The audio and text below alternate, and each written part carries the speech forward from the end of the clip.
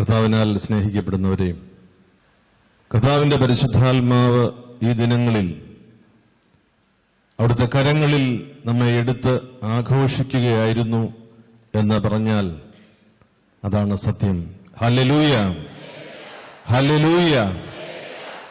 ദൈവത്തിന്റെ പരിശുദ്ധാത്മാവ് തന്റെ ശക്തി കൊണ്ടും കൃപ കൊണ്ടും നമ്മുടെ ഇടയിൽ സജീവനായി വ്യാപരിച്ചു. ജീവനും ശക്തിയും, ജീവൻ നമ്മുടെ പൂർവ്വപിതാവിലേക്ക് സൃഷ്ടാവായ ദൈവം ഊതിക്കയറ്റിയതും ശക്തി പരിശുദ്ധാത്മ അഭിഷേകത്തിലൂടെ നാം പ്രാപിച്ചതുമാണ്.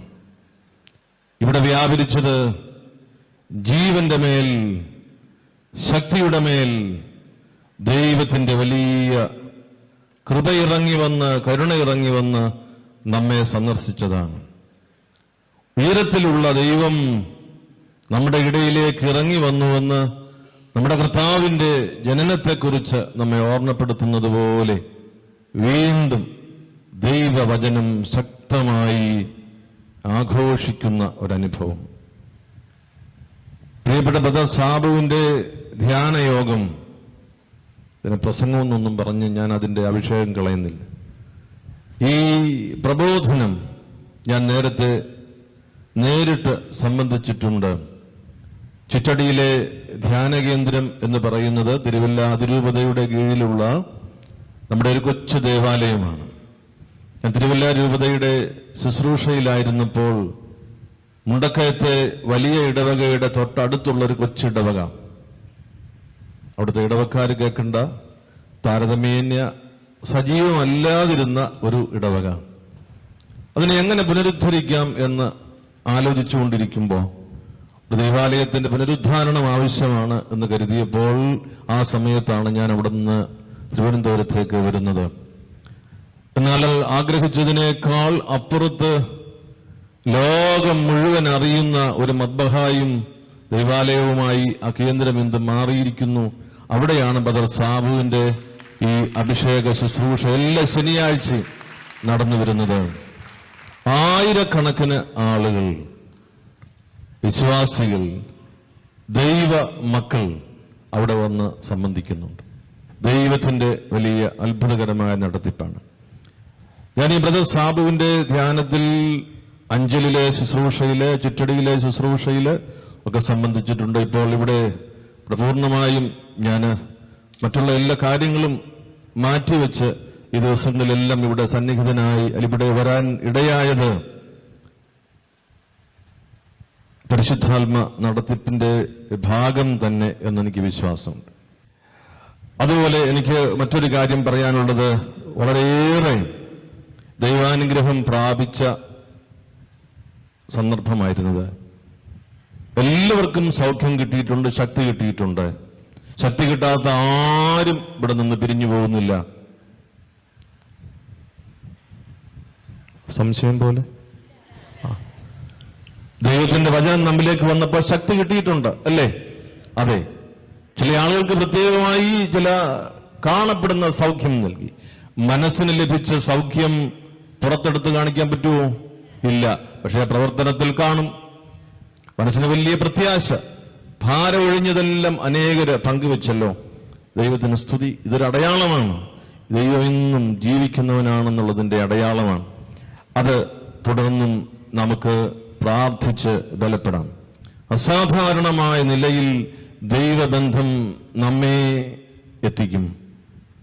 നമ്മുടെ ഈ ധ്യാനയോഗം പ്രിയപ്പെട്ടവരെ തുടർന്നും നമ്മെ ദൈവബന്ധത്തിന്റെ നാം ഇനിയും തിരിച്ചറിഞ്ഞിട്ടില്ലാത്ത മേഖലകളിലേക്ക് എത്തിക്കട്ടെ. അടയാളം കാണിച്ചവനിലേക്ക് തിരിയാനുള്ള പരിശുദ്ധാത്മാവിന്റെ വിളിയായി നമുക്കതിനെ സ്വീകരിക്കാം. നീ ഹൃദയം കൊണ്ട് വിശ്വസിക്കുകയും ആദരം കൊണ്ട് കർത്താവ് എന്നും ജീവിക്കുന്നവനാണെന്ന്, യേശു കർത്താവാണെന്ന് ഏറ്റുപറയുകയും ചെയ്യുന്നതാണ് സുവിശേഷ പ്രഘോഷണത്തിന്റെ ഒന്നാമത്തേതും അവസാനത്തേതുമായ ധർമ്മം. ഹൃദയം കൊണ്ട് വിശ്വസിക്കുകയും ആദരം കൊണ്ട് ഏറ്റുപറയുകയും ചെയ്യുകയാണ് മാർപ്പാപ്പ തിരുമേനിയുടെയും ഇന്ന് മാമോദീസ കൊടുത്ത കുഞ്ഞിന്റെയും ഒന്നാമത്തേതും അവസാനത്തേതുമായ സുവിശേഷ പ്രഘോഷണത്തിന്റെ മർമ്മം. ഇതേക്കുറിച്ചാണ് ഈ ബ്രദർ സാബു നമ്മളോട് ധ്യാനം പ്രസംഗിച്ചുകൊണ്ടിരുന്നത്. അദ്ദേഹത്തിന്റെ ധ്യാനം നിങ്ങൾ ശ്രദ്ധിച്ചിരിക്കും, മറ്റൊന്നിലുമല്ല. യേശുവിന്റെ രക്ഷിക്കുന്ന നാമം, യേശുവിന്റെ അത്ഭുത നാമം, രാജാവും കർത്താവും നാഥനുമായ അവന്റെ നാമം. അവന്റെ നാമം ഇന്നും സജീവമാണ്. അവന്റെ നാമത്തിൽ കൽപ്പിച്ചാൽ അങ്ങനെ സംഭവിക്കും എന്ന് നമ്മുടെ കണ്ണുകൾക്ക് വെളിച്ചം നൽകി, ഹൃദയത്തിന് പ്രത്യാശ നൽകി, അധരത്തിന് ജീവൻ നൽകി. Hallelujah, hallelujah, hallelujah, hallelujah, hallelujah. Hallelujah. ഈ കാലഘട്ടത്തിൽ നമുക്കാവശ്യം ഈ 3 കാര്യമായിരുന്നു.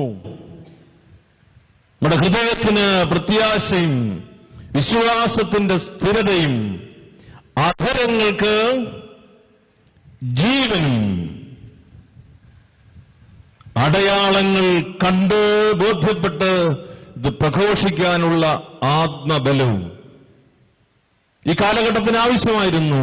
അത് പരിശുദ്ധാത്മാവ് മാറിവാനിയോസ് പിതാവിന്റെ പുണ്യ കബറിടത്തിൽ ഈ ആസ്ഥാന ദൈവാലയത്തിൽ വെച്ച് ആവോളം നമുക്ക് നൽകി.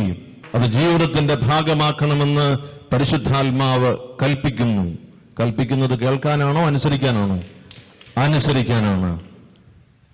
പ്രിയപ്പെട്ട ബ്രദർ സാബു, നന്ദിയൊക്കെ മറ്റാളുകൾ പറയും. സാബുവിന്റെ ഈ അഭിഷേകത്തെ ഓർത്ത് തിരുസഭയിലെ ഒരു വലിയ ശുശ്രൂഷ എന്ന നിലയിൽ ഞാൻ ദൈവത്തെ സ്തുതിക്കുന്നു.